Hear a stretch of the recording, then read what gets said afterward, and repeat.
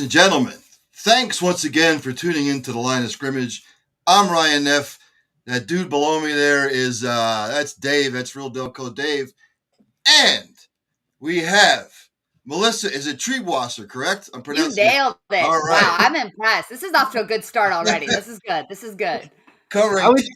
Go ahead, Dave. No, I was just thinking. I was glad I wasn't doing the intro. You guys didn't ask me ahead of time. Everyone always is like, "Oh, how do you say it?" You were so confident, and then you have the receipts, man. You brought it, and you were ready for it. You nailed it. I'm impressed. She covers TCU athletics on the Frogs Insider Pod at DCTF at DCTFCFB. She also covers the Sacramento Kings for the Kings Herald, correct? Yeah, at the Kings Herald. She is a Horned Frog for life.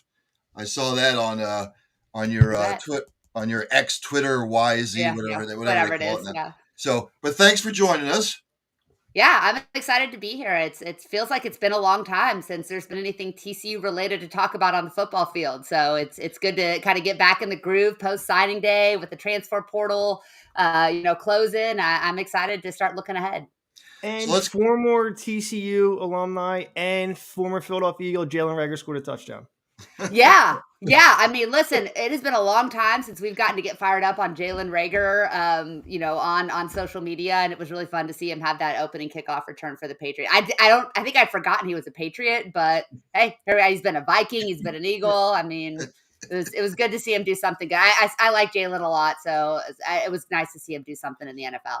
Yeah, I mean, he never rubbed me the wrong way. Just, unfortunate how it didn't work out in Philly. But I'm sure he's a nice guy. I mean, I never heard a bad thing about him. Yeah, he's a good kid. Yeah. So, Melissa, let's get into it here. TCU football. Obviously, Sonny Dykes takes over last year. They have one of those magical seasons. But fast forward to this year, a little bit coming back to earth. They finished 5-7. Offensively, they were still a top 40 team, but defensively, they sort of fell apart a little bit. So, what are the takes after this season? What do they need to improve on? I'm sick and tired of talking about the transfer portal because it's a crawl. I can't stand it anymore. So, but what were your takeaways from this season, and what do they need to do going forward? Well, they lost a lot of pieces, obviously, from that playoff team. You look at Max Duggan, Quentin Johnston, what they lost defensively, and really what they lost from a leadership standpoint, I think was kind of what TCU fans weren't really as mentally prepared to see the repercussions of coming into 2023. This was a pretty fractured team. There wasn't a Max Duggan that was going to drag people to the finish line. He literally, if you watch the Big 12 championship game and that final drive to lead them within inches, and if you ask a TCU fan, into the end zone, even though they didn't give them that call. There wasn't that hunger, there wasn't that passion, there wasn't that veteran leadership. There also wasn't Garrett Riley, who was a really good offensive coordinator that I think a lot of people didn't give a ton of credit for TCU's success too, but he certainly showed that he deserved it. Kendall Briles comes in under a lot of scrutiny, obviously, for multiple reasons. We don't need to get to those tonight, but earned scrutiny. But also, let alone the fact that he came from Baylor. You hired Art Briles' kid at TCU. On so many levels, it was just a crazy decision by Sonny Dykes, but he did it and he stuck with it.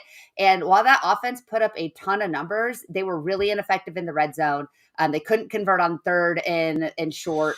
They missed a lot of scoring opportunities. And so if you look at their numbers between the 20s, top 40 offense. If you look at their efficiency in the red zone, not very good. And if you watch, the Iowa State game or the West Virginia game, when they needed a yard, they had a really hard time getting it. They also had some quarterback issues. Chandler Morris, God bless him. The kid earns the starting job a year ago, gets hurt in the third quarter against Colorado, loses it to Max Duggan, never looks back, gets hurt again this season. Josh Hoover comes in, has some really great moments, and then looks like a redshirt freshman a lot of the time too, but played really well in the second half of every game he played in down the stretch, and had a breakout performance against a very terrible BYU team. But so there was a lot of things missing, and the offensive line, abhorrent, just absolutely abhorrent. Towards the end of the season, you started to see the wide receivers kind of click. You started to see Hoover's got a little bit of juice. The running game was performing better. And so there's certainly hope for the future. I know you don't want to talk about the transfer portal, but the one thing I'll say is that Sonny Dykes went in with a huge plan of we are going to shore up the trenches. And I think there was 14 offensive linemen signed between the freshmen and the portal, which is an unbelievable number. And it shows you how little they thought of what they had kind of in the cupboard. So there's some reasons for excitement. Year two of Josh Hoover. You lose Amani Bailey, who's a really good running back, but you've got some pieces there. Cam Cook looks really promising. And you bring back a lot of your wide receivers, though you do lose Jared Wiley, who I think was one of the most underrated tight ends in the country. So we'll see. I still have a lot of questions about this offense, but on paper, they look like maybe a little bit more of a veteran group. The offensive line should be better because it would be hard for it to be worse. But there is reason to believe that unit can be a little bit more efficient, and a little bit more effective, especially in the new Big 12. On the defensive side of the ball, that defensive line has not been able to generate a lot of pressure. And it's been really 3 of the last 4 years, and maybe even 4 of the last 5 have been kind of an issue. So again, they attacked in the portal, and in their freshman class, they went heavy on both lines. They brought in some playmakers defensively. They've been very, very aggressive in the portal, especially in the secondary. There's a lot of issues on that. And of course, they get rid of Joe Gillespie. He kind of felt like the sacrificial lamb for TCU struggles this year, but also, I mean, it was not a very aggressive defense. The scheme didn't seem to fit the personnel, or the personnel didn't fit the scheme. And they didn't get the job done. And really, if you look at 2022, weren't very good on defense either, but they were really, really timely ball hawking. Right. And it seemed like every time they needed an interception, I mean, 2 pick sixes against Michigan in the playoff game, like that they didn't necessarily, it was the epitome of bend don't break, right? It was kind of like the Eagles defense 2 years ago, right? Like they when they need a play, they make a play. They give up a lot of plays. Jim Johnson defense.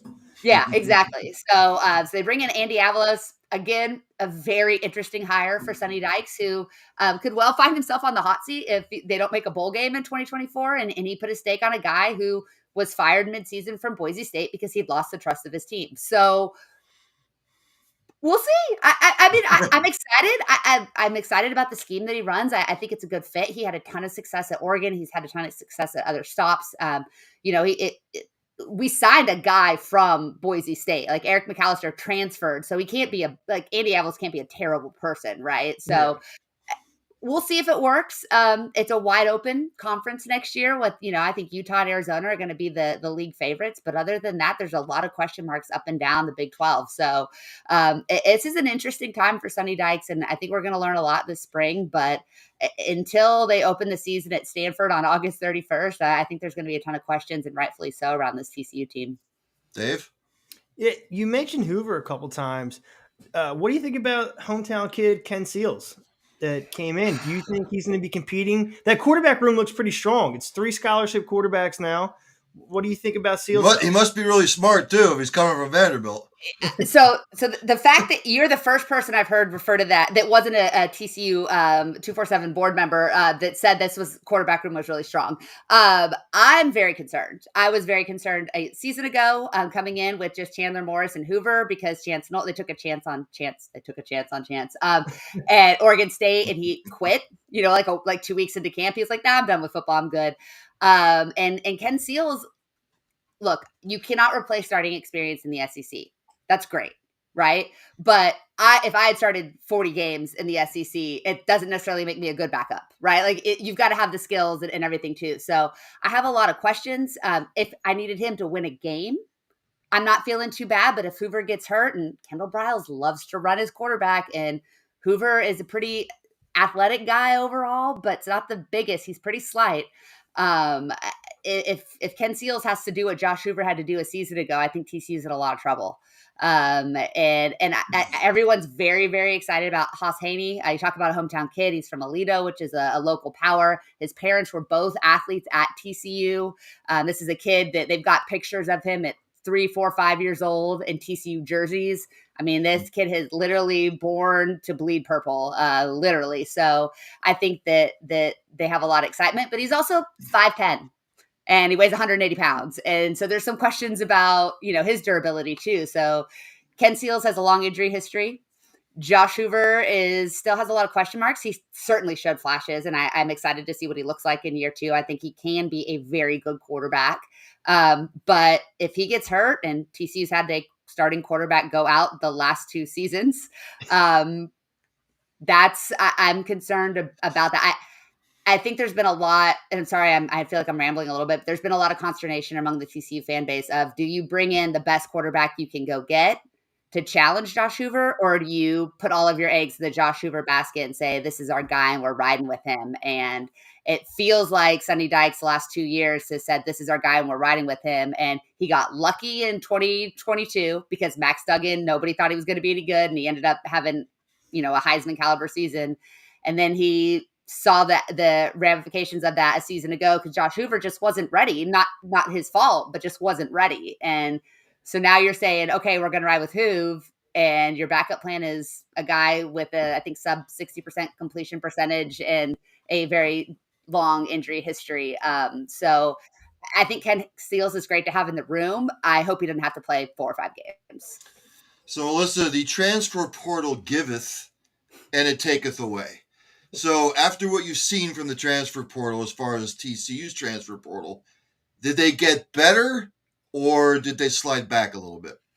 Infinitely better. Significantly better. I think that the thing I'm interested to see is, I think in both of the last 2 years, TCU has lost 2 of their top 3 rated recruits out of high school to the portal. Now, Jordan Hudson leaves, goes to SMU, is kind of a non-factor for the Mustangs last year. So it didn't hurt as bad. You lose a couple of guys this year that were super highly rated, guys you were excited about. But again, I think that who they replaced guys with are not necessarily more talented, have a higher ceiling, but probably more ready to contribute right away. I think especially on the defensive line, getting Nana Osafo-Mensah, who's another local kid who played at Notre Dame. He's just a great leader, great veteran, and put up good stats for the Irish. I think he's a great guy to get back in. You bring in a bunch of talented wide receivers. You have some, high ceiling guys in Braylon Edwards. You have Eric McAllister, who's a proven threat. I think they've made some really judicious decisions. And, like Ken Seals, like for all I said that I don't necessarily want him starting 10 games for TCU, I think he's a smart addition too. So they lost some important guys. They lost, probably one guy who was projected to be a starter, but overall, I think they brought in, at least 3 or 4 guys that are going to be competing for starting spots, and probably 8 guys that could consistently be in the rotation. I liked their philosophy of mostly going after small school guys who had proven it at the Division I level, but were hungrier to take a bigger challenge, or hungrier to get, more opportunities at the P5 level or P4 level, whatever we're calling it now.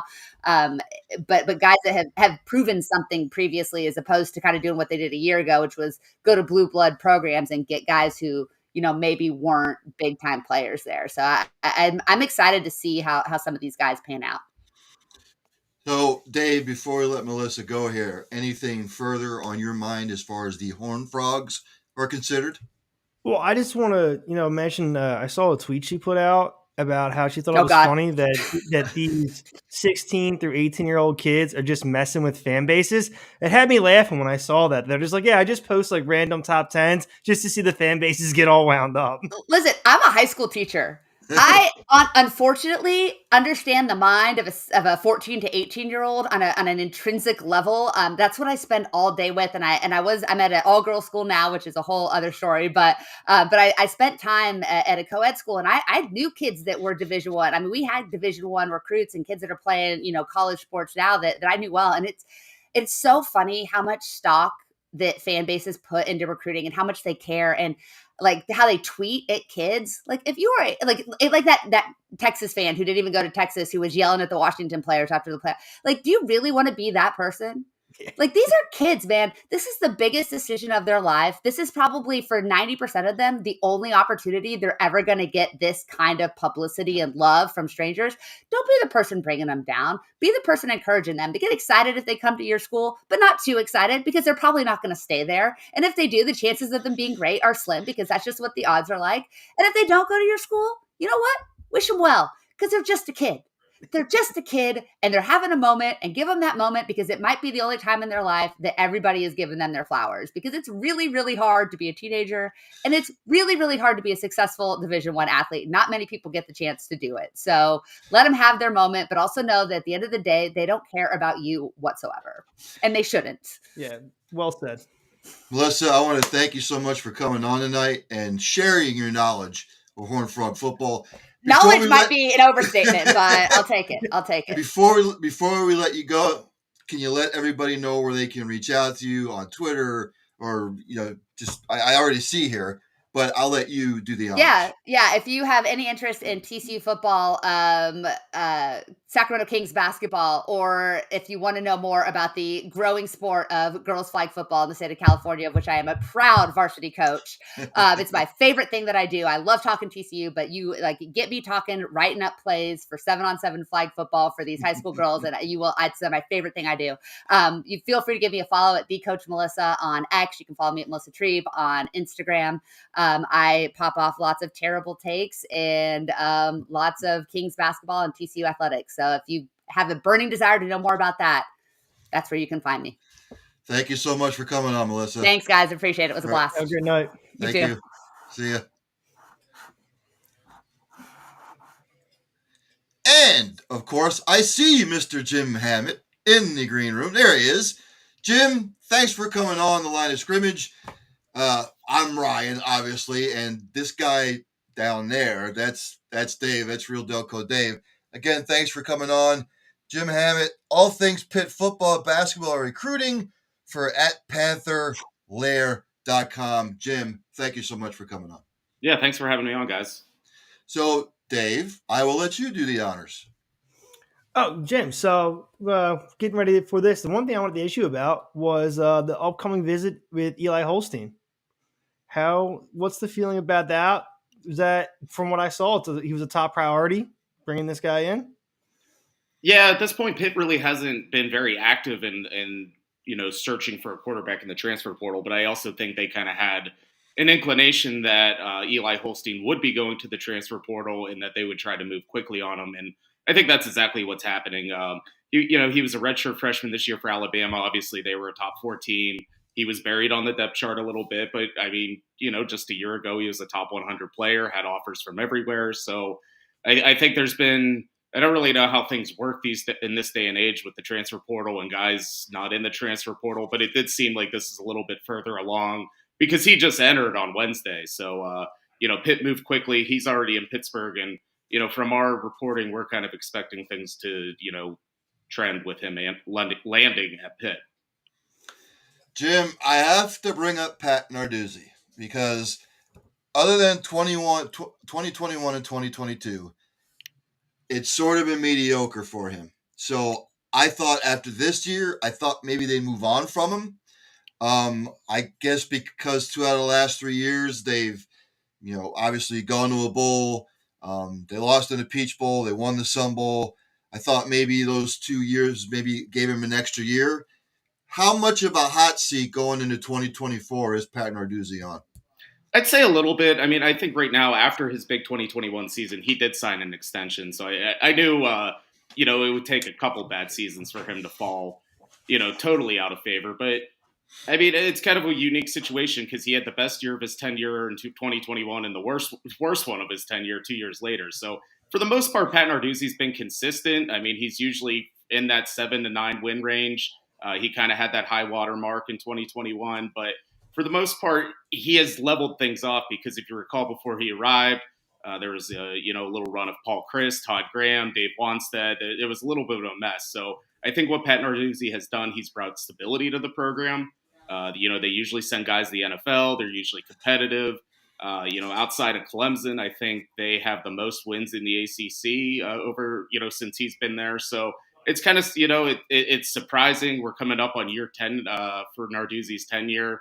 It's kind of hard to, picture that he's been here this long, but he's Pitt's second leading coach in wins in program history. So, I mean, he's done a lot of good things and, that was his worst year. So it was a little unexpected. I don't know if everyone was totally ready for a 3-9 season, but I think he's going to do the things necessary to try to get out of that hole. And I think the school's going to, commit to him being around to see it out of it. Well, I know offensively this year they struggled, but just how aggravated it was Coach Narduzzi at the fact that they were like 119th in total defense this year. That had to get under his skin a little bit. With the offense or the defense? Well, I mean, the offense, I think, was like middle of the pack. They were like 70th or 71st, but the defense was kind of terrible, wasn't it? It was the other way around. It was actually okay. the offense was, I think, 113th in the country. Defense was a little middle of the pack. So I think he was disappointed on both fronts because he's a defensive coach. So, I mean, he usually wants his defense towards the top. I mean, heading into this year, Pitt led the country in sacks for the, 4 or 5 years running. They had one of the best defensive players in the country 2 years ago in Kalijah Cansey. So Pitt's defense is usually his calling card. So even though, it was middle of the pack, I mean, usually it's in the top 20, top 30. So I think it was a little disappointing on that end. But, I mean, there's no secret this year. The reason why they were so down was the offense. I mean, there were certain games. They only scored more than 30 points twice. They only scored more than 20 points in 6 games. So, I mean, you're talking about half the time they didn't even score 20 points. So it was just a frustrating year all around. They had 3 quarterbacks start this year. And I'm not even sure, after starting 3 quarterbacks, they have a really good idea of who's going to be the quarterback next year. So offense was the big thing they needed to fix, and they fired Frank Signetti Jr. after the season. And, they have since hired Kate Bell, and he's supposed to come in with a more up-tempo offensive style. And, I mean, the hope is that he can breathe some life into the program. Dave? Do you think they've done enough this offseason? What are your expectations going into the season based off the changes they've made so far? Yeah, I mean, I look at the transfer portal, and I think everyone kind of expects, you lose a few players you don't want to, but then you gain a few players you weren't really expecting to land. I mean, they lost 2 key defensive linemen, Samuel Okunlola and DeAndre Jules, and those were 2 guys they didn't want to lose. Jules ended up at South Carolina, and Okunlola ended up at Colorado. But, in that process, they were able to, land some pretty good players. Nate Matlack from Kansas State, Nick James from Indiana. So I thought they did a really good job in the transfer portal so far of kind of restocking the defense. They're kind of getting the defensive line. They just added a linebacker, Key Thompson from Ohio today. So I think in that regard, I think the defense is kind of reloaded. I'm still questioning the offense. And I mean, a lot of that kind of hinges on Eli Holstein and if they do land him and, what that brings. But I mean, I still think, the schedule, the way it looks next year and just kind of if they kind of get back to normal, they should be, a 7-8 win team again. It was kind of an outlier that they only won 3 this year. Jim, I have to ask, since you got the pulse on the ACC, we only know what we read in the media, obviously, but you've got the pulse on the ACC. What is your gut feeling as to where the ACC is going to go forward? Because we already know Florida State's probably going to leave. Some of the other schools are thinking about it, obviously. So, I mean, what's your sense? Are they going to try and keep this thing intact, or do you see the ACC disbanding at some point?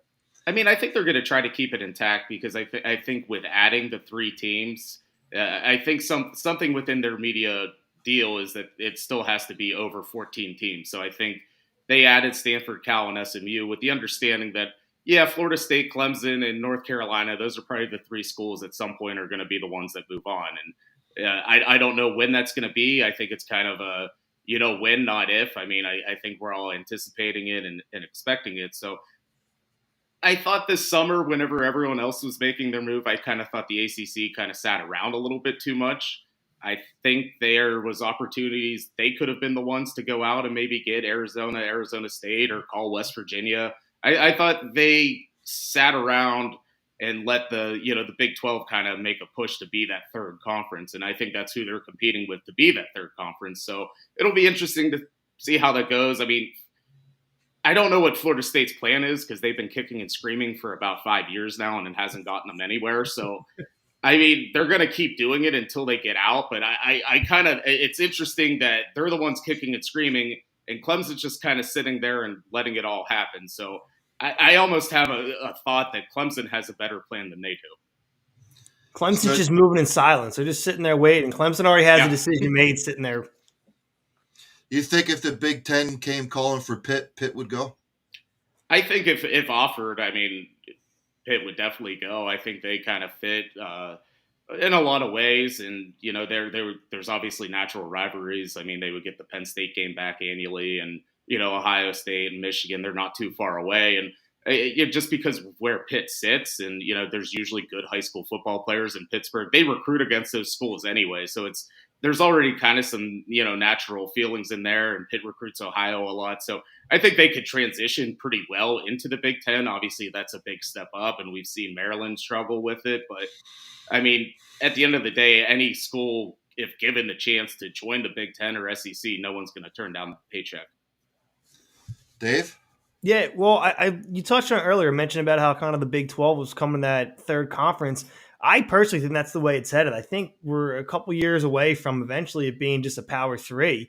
Is that your thoughts on it too? That like whether it's ACC or it's the Big 12 or the Pac-2, Mountain West, whatever, I think they're basically on life support right now.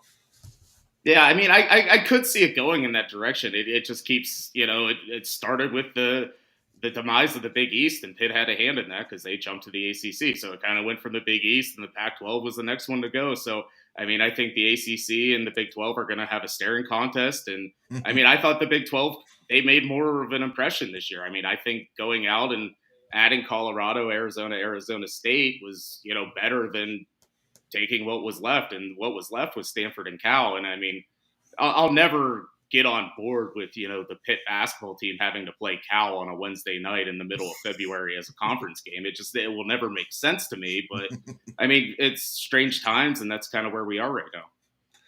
So before we get you out of here, getting back to Pitt football, what does Pat Narduzzi have to do to take the program to the next level? Because I know there's a couple of generations that are like, well, if we could just go back to the way when Johnny Majors was here. So, and it really hasn't sort of like recovered since Johnny Majors left, to be quite honest with you. So what does Narduzzi need to do to take the next step? Yeah, I mean, I look at that 2021 team that won 11 games. They had 3 first-round players. I mean, that was a good team that year, and they had that kind of weird loss.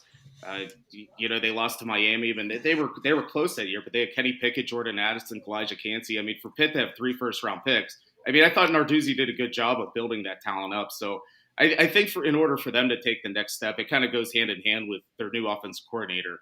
Pat Narduzzi's been around. This will be his 10th season, and he's had a lot of different offensive coordinators work for him, but they've all kind of had that same general background. I mean, you look at Sean Watson, you look at Matt Canada, Mark Whipple. They're always, Frank Signetti most recently. They're all older, pro style guys that had NFL experience. And at times, the offense has held them back because Narduzzi usually has a pretty good defense. So I look at their new offensive coordinator, Cade Bell.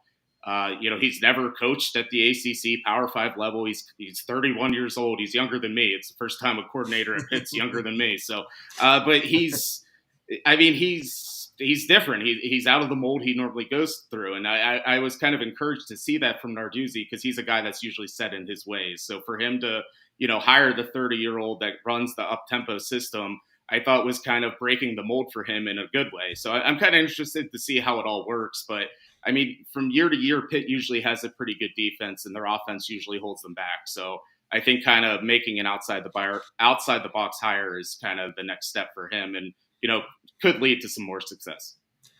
Jim, I want to thank you so much for coming on tonight. Before you leave, let people know where they can reach out to you to get a hold of you. Yeah, you can follow me on Twitter, or I guess X now. It's Jim Hammett, one word with 2 M's and 2 T's. And all my work's on pantherlayer.com on the Rivals.com network. That's panther-layer.com. Pittsburgh.rivals.com. We're the #1 source for Pitt news on the internet. Jim, thanks so much for coming on. We'll talk to you soon. All right, thanks Jim. guys. Have a good Thanks, night. sir. Yep. So, coming up at 9:15, we have Jason Staples, who will be talking about North Carolina football. So we have a whole plethora of guests tonight. Wanted to get to some, if I can pull it up here real quick. There's a couple of things news-wise, college football. Will Howard, that was a quarterback at Kansas State the last couple of years. Now, he shared time this year. Angel had him on last year, probably around, it was before the bowl game, I think. But yeah, so he is now committed to Ohio State, which is interesting. They're going to get a quarterback with a lot of experience. He's a Big 12 champion. So, whether he's the solution at quarterback, because we know Kyle McCord transferred out. So I guess the uncertainty at the quarterback position, they had to do something. I know Canton Ward was high on their list. He entered the NFL. He's going to get ready for the draft. So, Dave, what's your thoughts on that? Because he was highly coveted, to be quite honest with you. He visited with USC, a couple of other places, but he's committed to Ohio State now. Yeah, I think it's a good get for Ohio State. I also love that after opening the show by saying you don't want to talk about the transfer portal, the first thing you asked me about is the transfer portal. But no, it's a good get for them, and especially at losing Kyle McCord, who was also he was in Nebraska, and that whole sequence of events is pretty interesting too, because it looked like Kyle McCord was going to be the guy, had ties to Philly, and we thought he was going to be a good fit with the coaching staff. Then the Dylan Raiola thing popped up, and I think they kind of backed off on McCord a bit and ended up bringing Raiola in. But yeah, Ohio State needs to go get an experienced veteran quarterback. Who knows if he's the answer? Who knows if Ryan Day can get the most out of this team coming up? But I think Day needs a little bit of hot water. He needed a big move, and I think this was it. Some of the other things that I saw that stood out to me, Ole Miss running back Judkins, he's entering the transfer portal. I was surprised as hell at this because he's the main starter. He's the stud. And with what they have coming back next year, they'll probably be a top 5 team. Something is going on there that's a little bit fishy that I can't quite make out. Yeah, I was gonna say, what do you think that what would he be looking for just to get out of there? Like, to me, it just seems odd. So he has to be looking for something else, or it's on a personal end. Like there's a beef somewhere, whether it's with the coaching staff or with the other players. Like, it has to be something that we don't know about that's off the field, because it seems like you said, he's the star, and they're going to be definitely a top 10 team, like you said, potentially top 5. So to me, it's got to be something personal, something off the field. And who knows what's going on in anybody's life? Like, he could just, want to just be somewhere else for any number of reasons. It might not be negative, but who knows what's going on there? But yeah, that's definitely a shocker. Do we have any leads on where he might be going? Does he have anything? No, I mean, I tried looking for the reason why he's leaving, or, I mean, it doesn't say. I mean, and I'm trying to see some updates, and there's nothing. So, I mean. Sophomore Matt Jones is the team's leading returning rusher. He had 79 yards and 2 touchdowns. And Judkins is transferring, and senior Ulysses Bentley is graduating. Ulysses, I think, was the backup. He had 540 yards and 4 touchdowns. So, I mean, And they didn't bring anybody in. I don't know much about their recruiting class, but no back came in. Yeah, I'd have to go to the transfer portal. And your favorite place. Yeah. Unless they had a hell of a recruiting class, which I know they did, but it just boggles my mind. Something will come out eventually. But he had a hell of a year last year. He had a hell of a year this year, and then going into next year, they've got the potential to do something special next year. So, don't really understand that at all. Go ahead. No, because they've seen a player of that caliber leave a program like that at this time.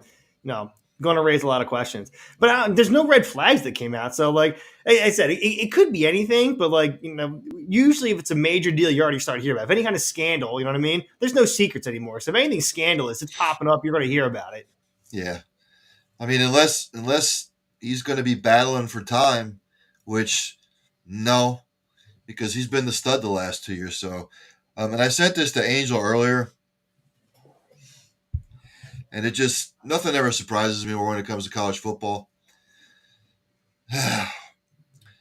Oklahoma State quarterback Alan Bowman gets his 7th year of eligibility. 7th year of eligibility.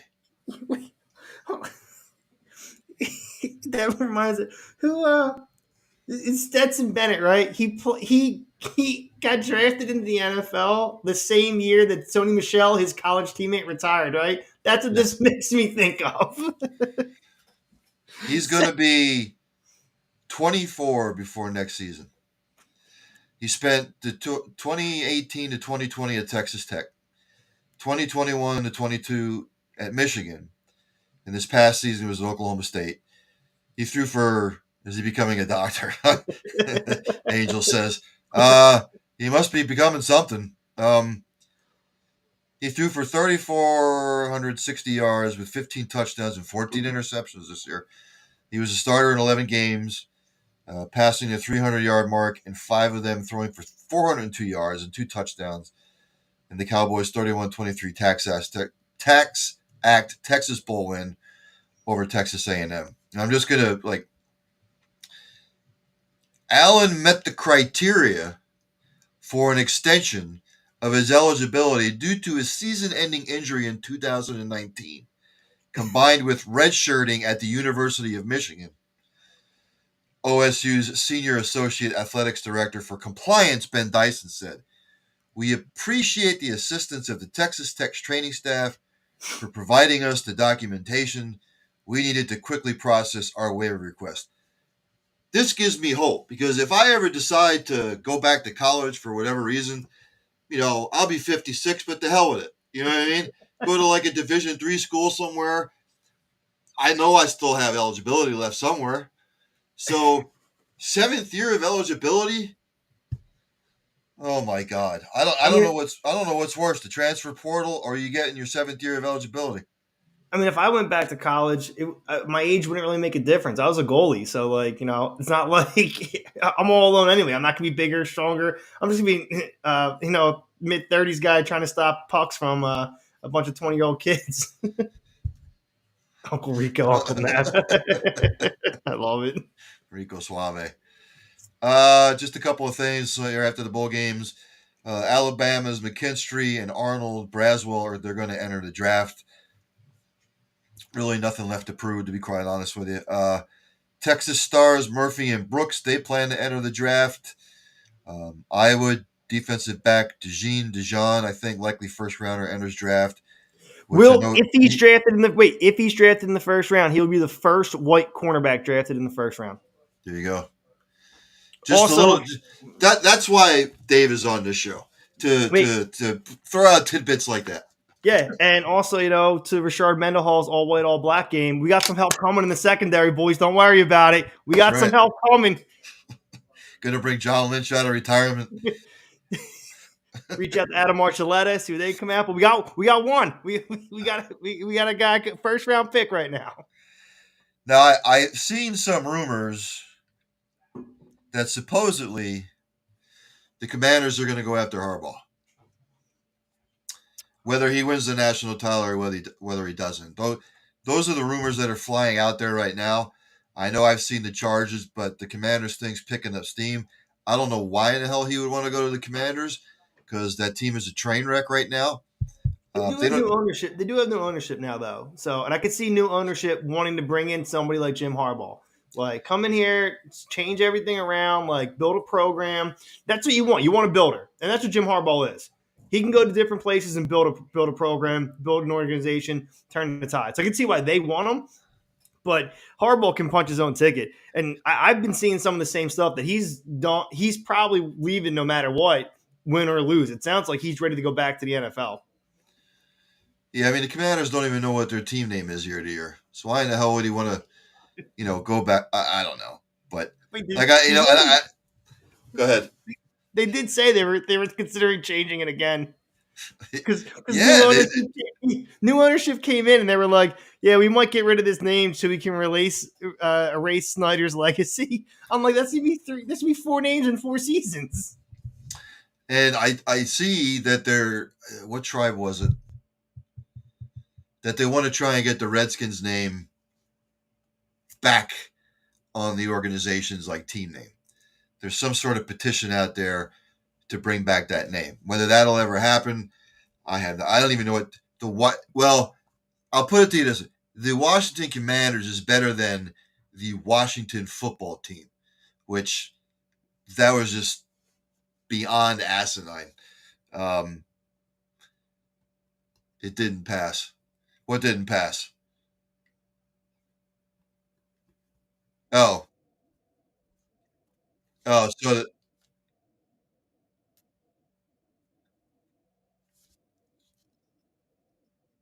thank you, sir. Yeah,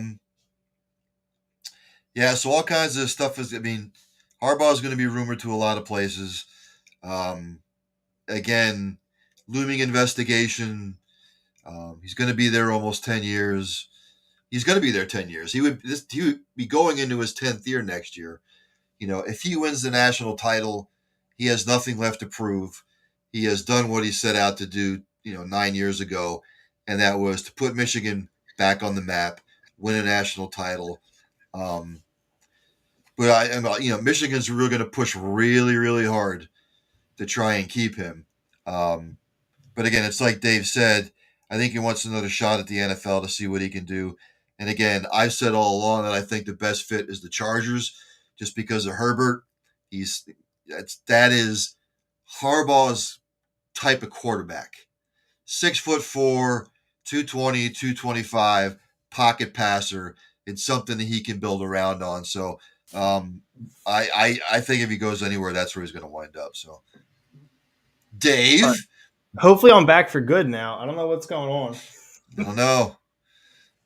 All that talk about cheesesteaks and the transfer portal, and but again, we're going to start a petition at some point is to have Dave's Cheesesteak Business as a sponsor for one of the bowl games, or if they have another outside volleyball tournament somewhere, you'd be the main sponsor of the Nebraska volleyball team. The women's. Whatever we do, I definitely want to make the trophy the Double D Cup, though. That's what I think would be a great name for the trophy. So whatever we do, but I would love to push for that, man. That's exactly what I'd love to have. I would love to do it for the spring games. What I think would be great, just in the middle of April, just go ahead and have the Delco Dave's Cheesesteak Bowl, and the winning team wins the Double D Cup. I don't know if that'll float, but we can. It never hurts to ask. It never hurts to try. Another thing that I saw, unfortunately, ex-Montana coach Don Reed has passed away. He led the Montana Grizzlies to their first national title back in 1995. He was actually 90 years old. So, wow. Imagine 1995, he would have been 62. So 62 winning a national title, 1995. So thoughts and prayers with him and his family. Don't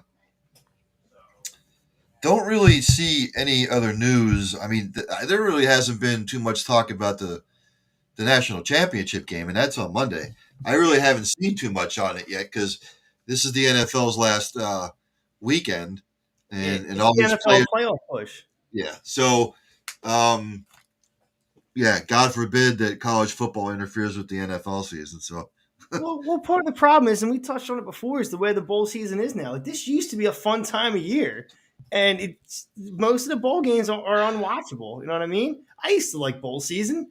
It's just not the same as it was before. And I don't know what they have to do to fix it, but that's really what the issue is. It just comes down to that. But the NFL is going to be king no matter what. I mean, they're taking over every day of the week. My wife can't take it anymore. She's like, how is the NFL on all day on Monday? It's supposed to be at nights. They did a Monday triple header. She's like, why don't I understand why it's on all day? Well, there's only and somebody explained to me this. If the NFL wants to call into the show at some point, Roger Goodell or Troy Vincent or any of the higher ups, why in the hell would you just have 2 games on Saturday and then the rest of them on Sunday? Just have every freaking game on Sunday, the last weekend of the year. Why are you having 2 games on Saturday? They gotta fill those time slots. That's 2 more 3-hour time slots they just booked up for advertising revenue. And then, the games that they did put on are, they're okay, but just like, what they should go back, way back to the way they used to do things, Dave, where on Friday night, that was for the high school football kids. Friday night was dedicated to that. Maybe you had a couple of games for high school on Saturday because that's what they used to do. And then every college football game, here's a thought, every college football game was actually played just on a Saturday. Yeah. And then most of the NFL games before the Thursday night crap, and I don't even like the Monday night football stuff anymore because it doesn't make any sense anymore. Just go back to the way it used to be. But it'll ever happen because there's too much lira, there's too much dead presidents, there's too much green involved, and it makes me sick to my stomach. Yeah, no, you're absolutely right. I will say the one thing that I like about the transfer portal is that it does make college football. It has their version of free agency, and it does make the offseason a little bit more exciting. You know what I mean? Like you can go outside the program, and you're not just recruiting high school kids. You can go try to get veteran players at the college level and bring them in and jumpstart your program. So I think that that at least is one of the ways that the NCAA and college football has found a way to mirror what the NFL does. And I think it's bad for bowl season, but probably overall better for the sport. And I tried to find it because Angel keeps asking me about the transfer portal. And the last time I checked, hold on, I'll find it here somewhere because I had it before. I'll ask Google. How's that? Google will know because it changes every day. How many players are in the football transfer portal? And it's only going to increase.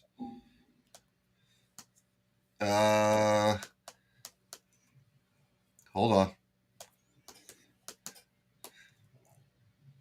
Let's see. Well, back in 2021, 4,084 Division I football players entered the transfer portal. That's right, 4,084. There's about 11 to 12,000 Division I college football players, my friends, and a third of them entered the transfer portal 2 years ago. That's all you need to know about the state of college football right now. And I think the last time I checked, for 2024, I think it was up to like 3,000 now. The last time I checked, so well, like I said, it adds excitement to the offseason, though. The only thing is, it's overshadowing the bowl games now. It's the problem. People are more excited about who's going where and who can recruit who, and less about the culmination of what should be a fun season. So it does overshadow that. I wish they could find a way to make that work differently, but it definitely adds excitement. I'm pro transfer portal. Dave, I'm gonna repeat that. 1/3 of college Division I college football players entered the freaking transfer portal. I see. This is the kind of stuff, ladies and gentlemen, that aggravates me to no end, and it renders me speechless sometimes. Because I mean, just when you think you've seen it all with college football, there's like a twist, and then like it hits me in the gut, and then you're just like this. Let's go for an 8th year of eligibility. By the way, maybe something will happen, and maybe he can apply for an 8th year. But maybe he can apply till he's 30.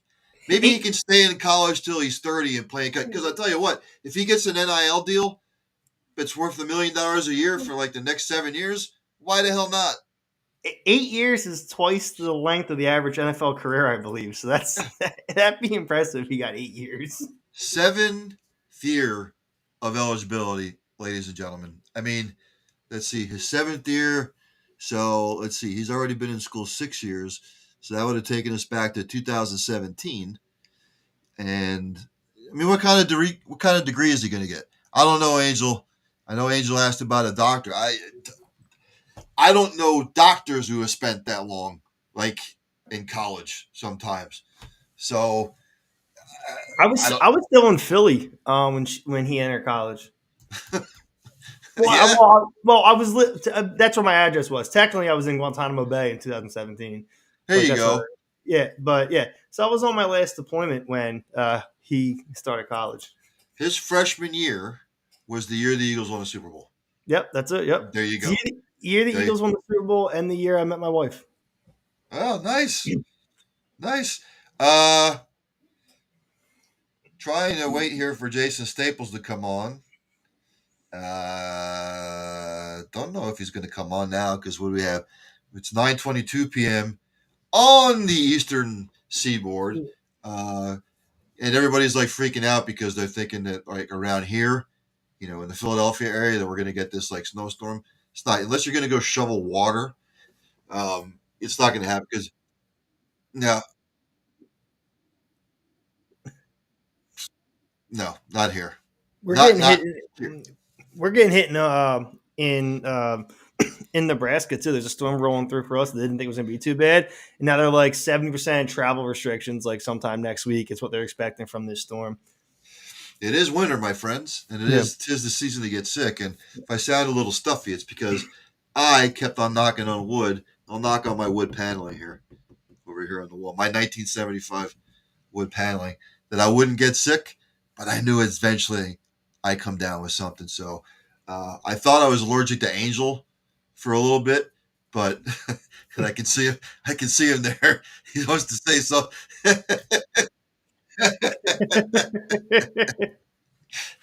Ladies and gentlemen, this man's probably been up since about 3:45 or 3:45. That. Wait, I was gonna say that's the exact time he told me when I logged on. He was like, "This is when my day started." Yeah, I was just gonna say he has probably been up since 3:45 this morning, not this afternoon, ladies and gentlemen. He's been up since 3:45 probably, and he probably hasn't been able to take a nap. Probably just grabbed like a bite to eat with probably a burrito or something, or I'm trying to go ahead, say something. I can see him.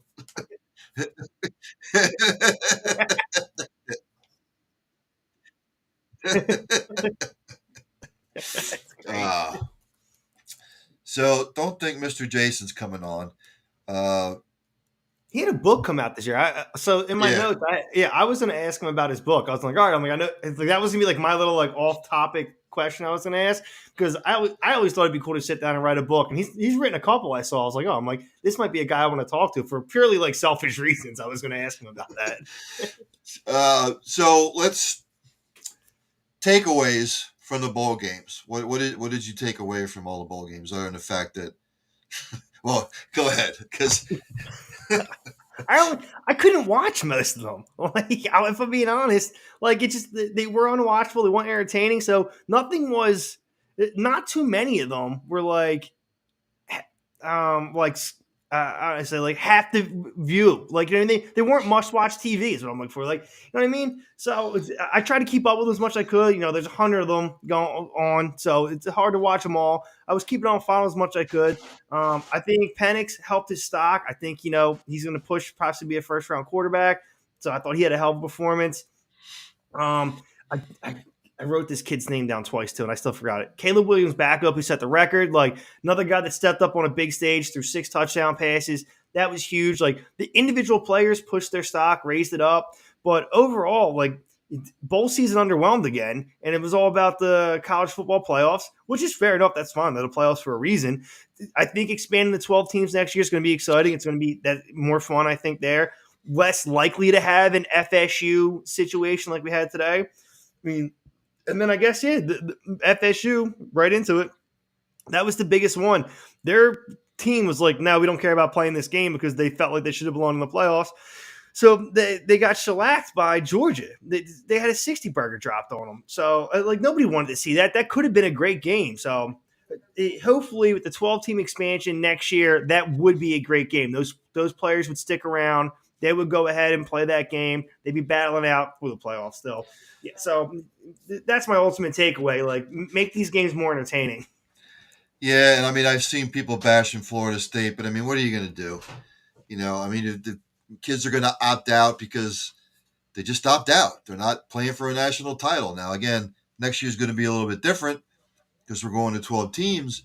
But, I mean, all those starters that opted out for them, and, you know, Coach Norville can – you know, spin it any way he wants to. And if anybody wants to look at the speech that he gave to the players, like after the game, you know, that's why he's the head coach there, because of like speeches like that, the motivation he brings to the table, you know.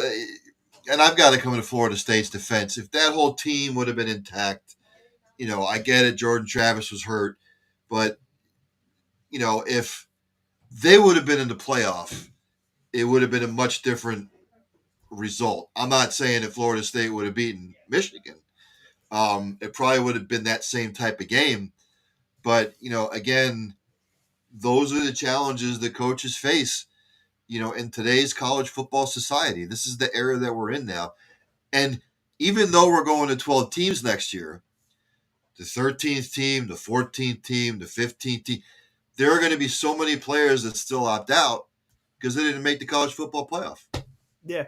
I mean, I do think 12 overall will help. And it speaks to how important recruiting is, because you don't want to get to the end of what was a really great season and then have it end on a game like that just because you lost so many starters. But there's no way you can overcome 14, 15 starters leaving. There's no way. Like, you could be the best recruiter in the world, and you're still not going to be able to recruit enough to have that much depth to overcome 14 plus starters leaving. So it's a shame where the state of it is for bowl season. I think overall college football is as entertaining as it's ever been. Bowl season just isn't what it used to be, and they need to come up with something for the college postseason. Yeah, and all these, it's going to be so hard to get used to seeing like these other teams in their new conferences because it doesn't make sense to me. Do I really want to see Clemson go play Stanford across the country, or do I want to see Stanford come across the country and play North Carolina? None of it makes sense to me, but I'm not in charge. So it's like Jim said earlier on our earlier guest. He goes ahead and says, like, does it make any sense for Pitt to go across the country and play a college basketball game on a Wednesday night, like in the middle of the week? No, but that's just where college athletics is right now. Yeah, well, we're coming up on the bottom of the hour. Again, I want to thank our guests, Melissa Treebwasser, talking about TCU football, Jim Hammett, talking about Pitt football. Obviously, Jason Staples will have to reschedule him. I want to thank our sponsor, Mustaki's Authentic Heroes, and Pete's Famous Pizza.